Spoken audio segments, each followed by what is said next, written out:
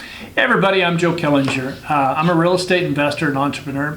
And we put these videos together every week to give you all the tips and insights from my experience over the last several years. So make sure you tune in and subscribe.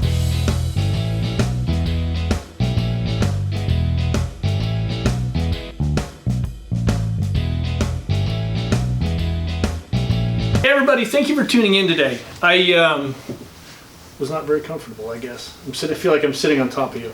I've got a longtime friend, mentor, and somebody that has been a real guide for us in the way we set some of our companies up because of the way he did it and had such a positive influence with everybody involved. So I wanted to come in and talk about how he started his first company, and that is Alan Long. Alan, thank you for coming in. My pleasure. Thanks for having me. You bet. I've been dying to do this for a long time. So here we are. And I think we're going to find that a lot of your old residential agents are going to want to tune into this as well. Oh, that'd be nice to see them. Hi, everybody. Every time I run, Alan used to own DBL Realtors. Were you at 16 offices? We were 12. 12 offices, all West LA, Hollywood, and you went out to Palm Springs even. We had 2 offices in Palm Springs, and the rest were here in the Los Angeles area. We had 800 agents, and we were doing about $5 billion a year, which back in 2005, $5 billion a year was a lot of inventory. Now it's not that much inventory because prices are so high. But in those days, doing $5 billion for a company our size with our average sales price was pretty tremendous. It was. It was just impressive the way the company was set up. Alan, when I first came and interviewed with you, you were doing something completely different in that every agent had a computer at their desk. Now, every company that I had been around before they had the computer room, and I just thought that's brilliant to make information so accessible to these agents. And I'm sure there's a lot of other things you were doing I didn't notice, but that was one thing I thought, now this is the winning attitude. You're giving everybody the tools to be successful. And if you run into a DBL agent to this day, and I think it's every Sotheby's office here in Southern California is the old DBL, is that correct? Correct. Yeah. If you run into those old DBL agents, they will say, I miss DBL. And so that's something you should be very proud of because those were some great agents that really worked well together. Well, it's interesting you bring up the computer thing because I think it was probably the early 90s that we were putting computers on everybody's desk. And you'd walk into one of our offices, and the difference between it and other real estate offices is there was a computer on everybody's desk. Right. And in those days, they were pretty big. Yeah. So we had a lot of hardware sitting on the desk. But what was interesting is nobody was at that time in the early 90s emailing. And I had a lot of resistance from my agents in trying to communicate with them through email. They didn't want to do it. They were so used to getting voicemail blasts. Sure. And so when they would check their voicemails, they would then get the blast about something. So in order to convince them, what I would do is once a week, I would randomly pick somebody for lunch. And so I would send out an email like on Tuesday morning saying, Joe Killinger, you have randomly been selected to have lunch with me at the Polo Lounge at the Beverly Hills Hotel Friday at noon. The only caveat is, in order to claim your prize, you need to contact me back within an hour from this email. So I did that to encourage everybody to check their emails. Now, let's say you didn't check your email and you didn't within an hour get back to me. I would then send out another email blast saying, well, Joe, you missed your shot, you didn't get back to me within an hour, and so now we're not having lunch, and I guess I've got to go on to the contestant number 2. Okay.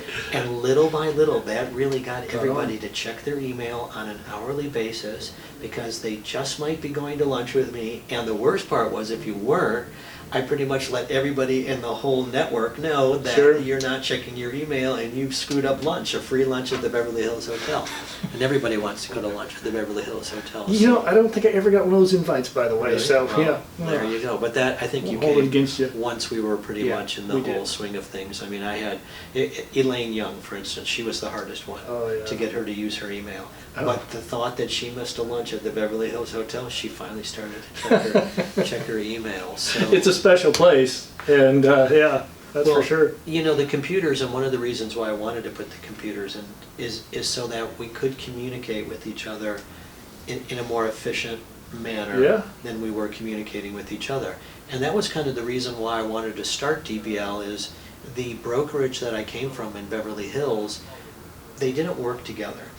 They worked independently, to the point where if I knew about a house and I didn't have anybody to sell that house to, I was not going to tell you about it, because Lord knows I might find a buyer for it in the next 3 months to come, and Yeah. I wouldn't want you to know about it, and I'd say, the reality being I probably would never find a buyer for it. Right. And had I have shared that information, and then you have shared information with me, we could have had a much more cooperative business.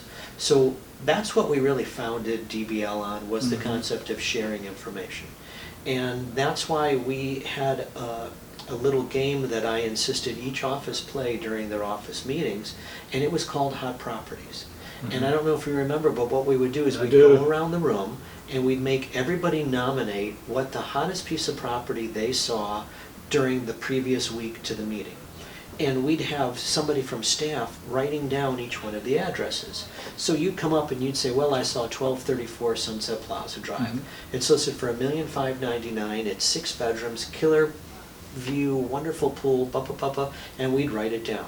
So we'd go all around the room, and we'd have maybe about 7 or 8 suggestions. We would then read them all off, and everybody would vote on what they thought was the hottest of the hot properties nominated, and whoever won hot property for that day would get $50 cash for playing the game. But what was so important is then we would take that whole list of all the nominations and the winner, and we would email it to everybody in all the offices, so that you had a list of what 75 people in the office looking for the last 7 days had thought were the hottest properties there. And you'd find that, That's what, brilliant. you'd sell a piece of property, and then the next week you'd nominate something and I'd sell it. And the next week Jane would nominate something and Pete would sell it. Point being is, we found out that by working together, we were so much more effective than by working individually. Yeah. And that was the whole reason why we really wanted to start DBL, was the concept of, to share my information and you to share your information with me would make us, we would all win from that situation. Yep. So that's what we did, and that's what the computers greatly helped to facilitate, was that communication amongst all of us. Well, and also the interaction, coming from, I was with another company before coming on with you guys, and you'd sit in, I would go down, and I was running our auction division, but I would go down and sit in the residential. Wouldn't have been Fred Sands, would it? Not that we want to make any It would have been. May he rest in Thank you, peace. Fred. May you rest in peace, yes. But I would go down, and to get people to actually interact in those meetings, those residential office meetings, was very difficult for them. Malcolm McEwen is somebody that was pretty good at it, and Malcolm, if you're watching, hello. But I go to a DBL office, and there was a lot of interaction. I guess I didn't realize what you guys were doing with that, but that would create a lot of that interaction, and I think that's what makes everybody want to work together. So, and that's something I can see in commercial real estate. Probably need to start. Everybody in commercial real estate kind of keeps their cards close to their chest. I think if they start Right. sharing that information, they'd start seeing that everybody would make a lot more money. So Yep. that is something we're working on. What was your plan? I mean, where did you open your first office? First office was on Beverly Drive, South Beverly Drive in Beverly Hills. Okay. 275 South Beverly Drive, 2-story walk-up. And at the time, South Beverly Drive, south of Wilshire, you might as well have been in Siberia. Yeah. There was nothing down there. Yeah. There was Larry Parker Deli down there, 24-hour deli, Right. and us, and that was it. And then lo and behold, within about 6 months of us moving in, the very first California Pizza Kitchen opened on South Beverly Drive, nice. and that was it. Then South Beverly Drive took off. And suddenly it was the place to be, and people thought we were just amazing to be down there, but that was our first office. And then we opened the office on Sunset Boulevard in Doheny, Okay. next to the Citibank. I remember that. That used to be a John Douglas office, Right. and they had left it for a larger space across the street. And so that office was sitting vacant for about 4 years. Oh, Nobody wanted that space. And it was just completely set up as a real estate office. So I had asked John over and over again if he'd lease it to me, but it took him a long time until he finally agreed, and he left the desks and the phones. Plug and play, huh? Yeah, it was just a perfect setup for us and worked really well, and we worked out of there until we grew out of it, and then we took his space that he had taken across the street because we had taken so much of his market share away and no agents to fill in anymore. So as he was downsizing, we were upsizing. So we kept taking a couple of his offices here and there. But I think he did okay. He rest in peace too. Yes. Yeah. What was your growth plan? I mean, you one office from that first office. Did you plan on 12 offices, or did you just as you go? No, it was a completely organic growth. It was. And where we went and when we went, it was completely organic. So from the Sunset office, we felt we were doing a great amount of business in Los Feliz. Okay. And we thought, okay, well, then let's open an office in Los Feliz, and we did. We never opened an office until the previous office we opened was breaking even. So we never over-encumbered the company, and frankly, we never borrowed one penny in order to open all those offices and run all those offices. Really? Yeah, we did it simply on all internal monies. And because the way it's going today, some of these companies are out there just buying everybody. Yes, I never really liked the idea of buying real estate agents. I think that's, I don't know if that's really a very good thing to do. But it is being done today because everybody wants to market share without thinking of profitability. Right. So we were always looking at both. How do we get market share and how do we remain profitable? So that was kind of another tenet of ours that we used a lot. You, which I firmly believe in too. That's why this office is where it's at, and our next office is when it's time to grow. We'll sit down and take a look at it. But how did you, to grow the way you did? How did you go out and recruit new agents or top talent? I guess. I think recruiting was one of my fortes. It still is. First of all, I would start by inviting them to the Beverly Hills Hotel for lunch at the Polo Lounge. Damn it, I never got invited to these. And again, very few people would turn down that lunch. Yeah, I don't blame them. Then I would not bring the conversation really to recruiting until after we finished the meal. Right. Let everybody enjoy the lunch, enjoy themselves. And then after lunch was over, I would simply ask the agent there how happy they were, and a lot of them were very happy at the offices they were at. Right. And then I would say to them, okay, you're happy where you're at, but in a perfect world, if there was one thing you could change, what is it that you would change where you're at? And everybody always has one thing that they want to change. And that was the thing that hopefully we were doing a really good job at. Yeah. And I could point out to the agent how that was no longer going to be an issue. So that was really the strong part. And then the other thing was I was always available to my agents 7 days a week, 24 hours a day. And when they called me, I picked up my phone. Yeah. You didn't get my secretary. You didn't get David Parker, our wonderful office manager, or Chatty, our operation person. You got me directly. Yeah. And the agents appreciated that. And they knew that it didn't matter if it was a Saturday or Sunday, because my philosophy was if you call me, you need me then. You don't need me tomorrow at 9 o'clock in the morning when it's convenient for me. And I found that if I took your call when you called, I could answer your question and we could get it done and dusted right then and there. Instead of you leaving me a message, me calling you back, maybe me leaving you a message, then I don't know where, if it's gone out of control by the time 24 hours has come and gone that I've gotten a hold of you. So I found that that way I was able to deal with 800 agents as effectively as possible. So I knew that if you called me, it was important and you needed me, and so I took the phone. So that's what kept agents at our company. We had very little attrition from DBL. It was kind of once you came to DBL, you didn't leave because you knew you had the support staff. Well, you didn't want to. I mean, when we were going back and forth, Alan and I was at a different company. Alan called me a couple times. I think your third call was, I'm not going to call again.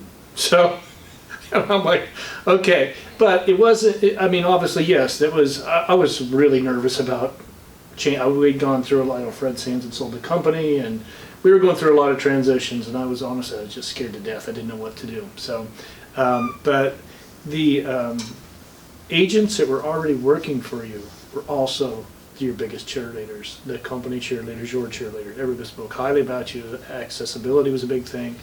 And so, it was just that really made a big difference. And, so Casey, Lisa Kirshner, all would say, don't screw this up, you need to get on board. So having the right company culture, I think, really was a big thing. And, it sure helped find some good talent too that way, because when you've got your team out there pushing your company, that's huge.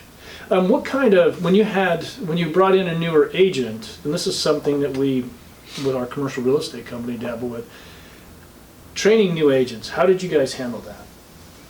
You brought them in, did you put them with a senior, or did you, okay, you did. They were all mentored. Okay, they were all mentored. We didn't that have I couldn't remember. We didn't have an official formal training program.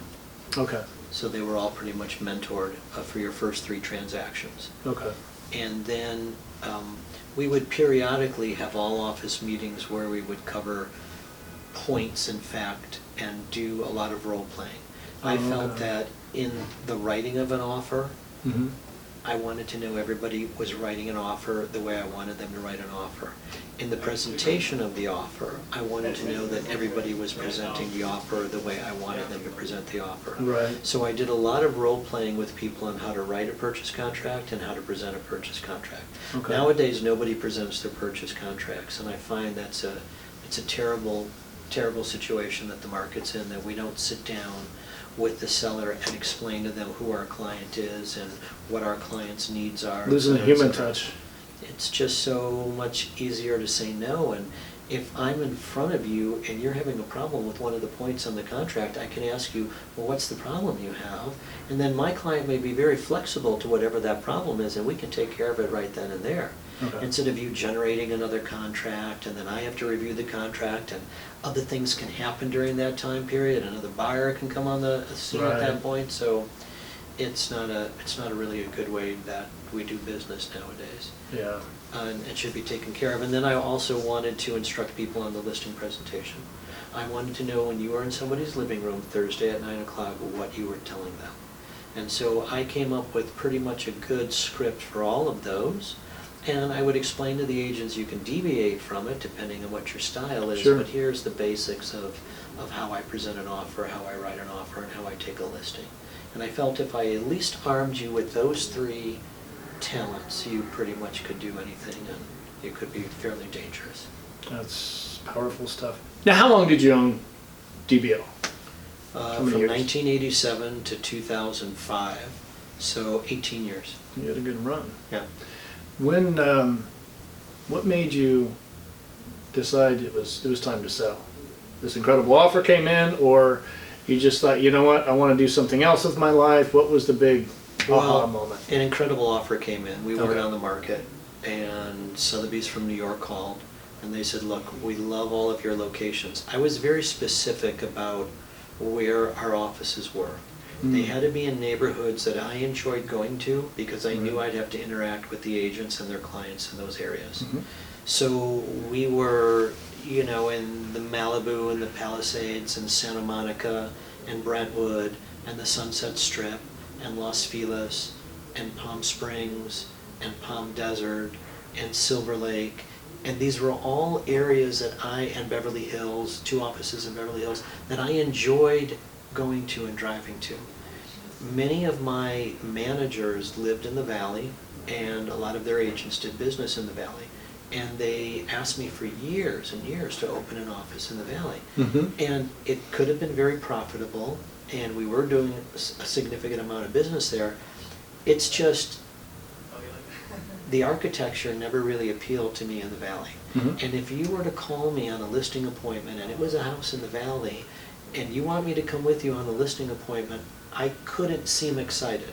Right. I couldn't seem interested. Can't sell. But yeah. you take me to a wonderful vintage little house off Melrose, 1920s Yeah. bungalow, I can get inspired and interested in all this. So I was very specific about where we opened our office, and Sotheby said, we really like all your locations, where you were very specific, and we really like the way your offices are done.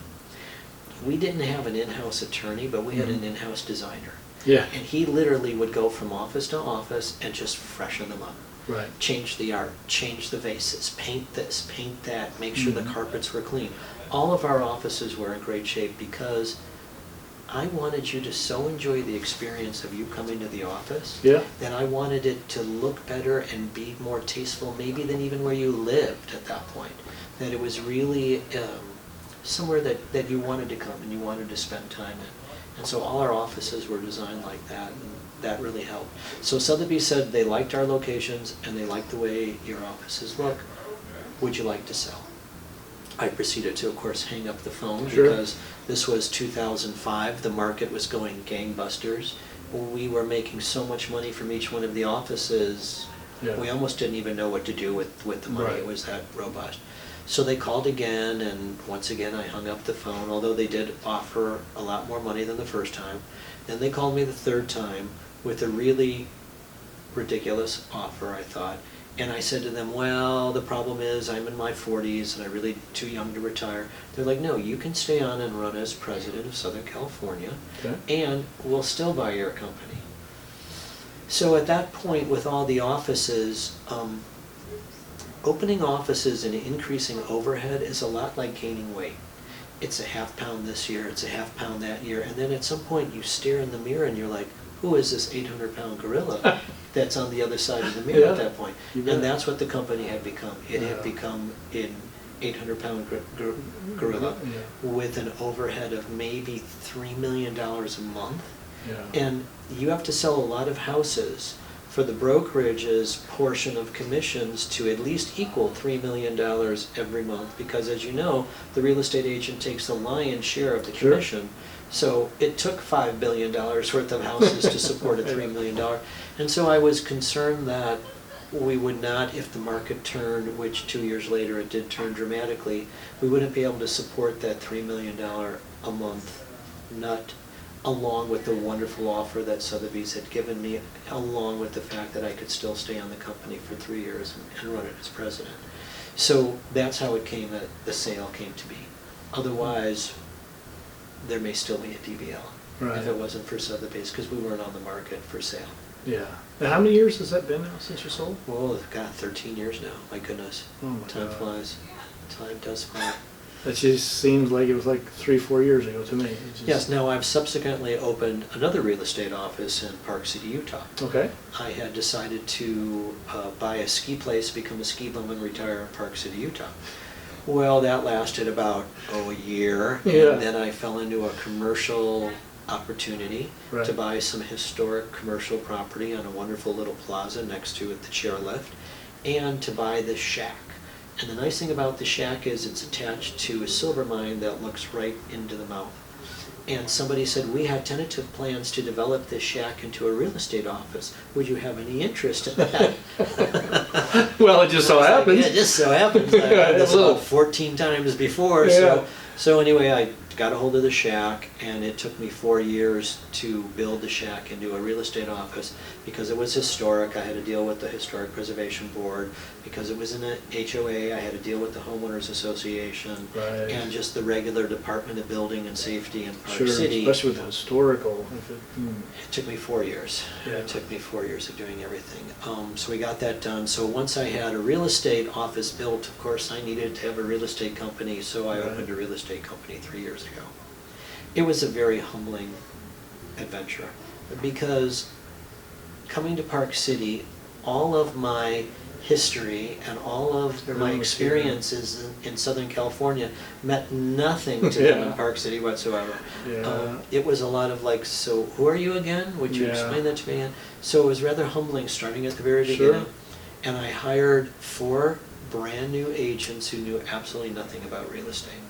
And it was interesting to go back to that point in my career where I was used to at DBL, you guys calling me with questions and me helping you through your transactions. Now, these agents had no questions because they had no clients, so they had no transactions. Yeah, they didn't know what to ask. And they didn't know what to ask, even if they had a client. So I had to go back to teach them, how do you create clients? How do you create your book of of clients. Right. How do you create a circle of influence when you have no influence anywhere? Right. So it was really going way, way back to basics.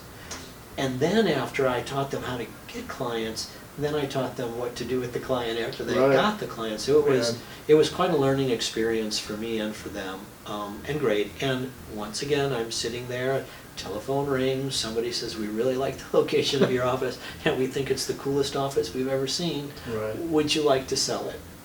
And I was like, well, it's about a year or two premature to what I want to do, but it was such a perfect fit, and they were such the right real estate company, and my agents became their real estate agents. The transition was really smooth, so it really turned out really well. So once again, I am out of a real estate company and out of a job. So that's why I have time to be here filming this with you. Well, yeah, if you want to do investments or commercial real estate, we can find a place for you.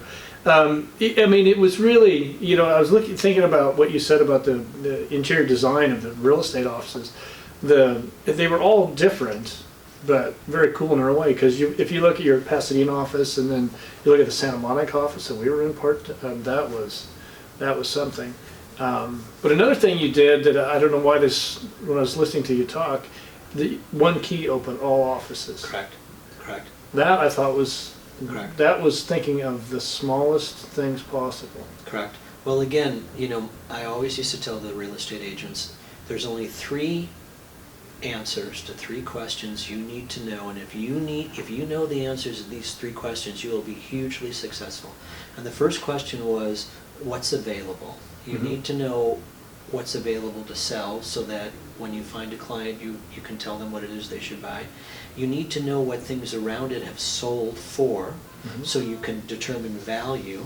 That's the second question. And the third question is, where did I park my car? So if you know the answers to those 3 questions, your geography is limitless to the state of California. But you need to know the answers to those 3 questions in order to be effective. So my thought was, if your office is in Santa Monica and you have a transaction in the Hollywood Hills, then your key to your Santa Monica office should open the door to the Sunset office in the Hollywood Hills. So if you needed to go in there with your client to use the conference room, and you could log on to your computer from our computer that was in the conference room, which was another thing nobody else had, you'd be able to do that. And it also got that whole idea that we're one big family out there, that it's not this office against this office against that office. And I wanted the manager from the Sunset office to know you and you to know that manager, which is why when we did our all office meetings, I would introduce all the managers to everybody every time we did our all office meetings, and encourage some of them to do presentations so that you guys would really get to know them. So I looked at it more as an extended family than I did as really a business. Yeah. And I think that was also one of the reasons why we were so successful. Well, that is really where it's going now, is everybody's trying to work together. And we're trying to push that into commercial real estate, and we're having huge success through our Commercial Brokers International. It's working very well for us. And I just think that's where the future of real estate is. It's not this hiding, I've got this deal I'm not going to tell anybody about. I think it's letting everybody know that you have this deal, and if you call me and you're another agent, I will even tell you that, hey, have you seen this property, because this fits exactly what you're looking for. So all boats rise that way. It's a win-win. It sounds really simple sitting here talking to you, everything you did from the one key to with the offices, because just so you know, I ran Alan's commercial division for him with George Pino. I would be in Santa Monica, and I had a couple deals in Pasadena, and a lot of these commercial deals, we'd have to go up there, we'd be up there on the weekend and do an inspection. That I could go in that office and work. It saved me a lot of time. It's just being able to get into that office and do the work, and everybody knew. I didn't know those people, but if I had a key and there was somebody else in there working, they knew it was okay. So that was brilliant. Creating an environment where everybody wants to work, that's huge. And these things seem so simple, but I'm sure when you were doing it, it took a lot. So sometimes it's simple things, I guess, right? And I don't know if you remember our stock plan that we had. I'm sure you got a check after I sold DBL. And the stock plan was really quite simple. You couldn't buy the stock. The stock was awarded to you from DBL. Right. It was awarded to all our key employees based on their tenure. Yeah. And the longer they were with us, the more stock they received. And as a real estate agent, as soon as you had made $1 million for yourself, you were now going to be vested in stock. Right. So it could take you 3 years to make $1 million, to making $300,000 a year, or 1 year if you had a really big year. But anyway, when you got to that threshold of making $1 million at DBL, you were gifted with stock. Every year after that, based on your performance, you were gifted with more stock. Right. And the point was that at some point, yes, we would sell DBL. And when we did, whatever we sold DBL for, you were going to get a proportionate share of that, depending on how much stock you had accumulated. And I can tell you, when we sold DBL, I think we ended up paying out about $3 million to employees and agents, and some people got checks for $40,000, $50,000, $60,000 based on the amount of stock that they had accumulated, which compared to my two predecessors, John Douglas and Fred Sands, may they rest in peace, when they sold their company, all you got was a poke in the eye. You were out of a job. So, and out of a job. I remember that. So at DBL, the concept was, and we felt that becoming Sotheby's was a really well-respected, probably the best name in the business. So not only were you going to get a check when we sold, but we felt like it was also an upgrade to the brand name, and that everybody would benefit from all that. So it must have worked, because 13 years later, those agents are still talking to me. They're still talking to you. I see them every time. And fondly, they're still talking. Yeah, So well, we get referrals from them still. Now they're scattered around with all these different companies, and they remember George and I from being at DBL, and they refer deals in, and it's always part of the topic. Now, one thing that I want to make sure everybody understood, it wasn't just real estate agents. This was employees that got checks when you sold as well. Correct. So some of them employees got a nice check as well. So that was special, and something that I think everybody should take a look at if you're looking to start your own real estate company. I know we've been going kind of long here, so I just kind of want to wrap it up. But what is the number one thing you attribute to all your success? It's interesting. Everybody always asks me that question, thinking that it's going to be one client, one transaction, one office, one agent.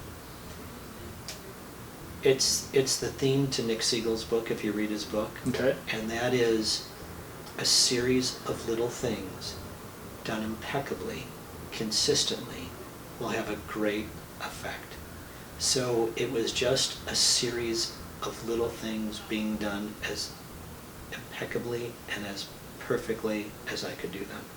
And that over a career of 13, 14, 15 years of having a business creates a major impact. Yeah, I agree. And we're going to, I don't know if Nick's book is online or it's just in paperback or... Both. Okay, then what we'll do is we'll put a link to it, and so we can push out for Nick, because Nick is also a dear friend of Alan and mine. So is there any closing thoughts that you had that you want to, any words of wisdom for everybody, or? It's just all about practice. I find that I am still constantly learning things because I'm out there still practicing the craft. Yeah. I mean, I did my very first reverse 1031 tax-deferred exchange. After 40 years in the business, I've finally done a reverse 1031 tax-deferred exchange. I've done a lot of forward tax-deferred exchange, but this was my very first. So anyway, point being is I'm still learning after 40 years, and it's because I'm still practicing the craft. So I can just tell you that the practice is directly related to how good of an agent you're actually going to be. Yeah. So it's just all about putting somebody in your car and driving them around and showing them houses and sitting in their living room on Thursday night at 9 o'clock telling them how much their house is worth. Right. The more times you find yourself doing that, the more successful you're going to be in the business. I agree very much. Well, thank you very much, Alan. You're welcome. That's it. Thank you for tuning in. Thanks, we're going to, if you have questions for Alan, you can reach out to me and I'll make sure we get to him with your questions. If you could also please subscribe and like the video, that would be great as well. Thank you very much. Thank you. Have a good day.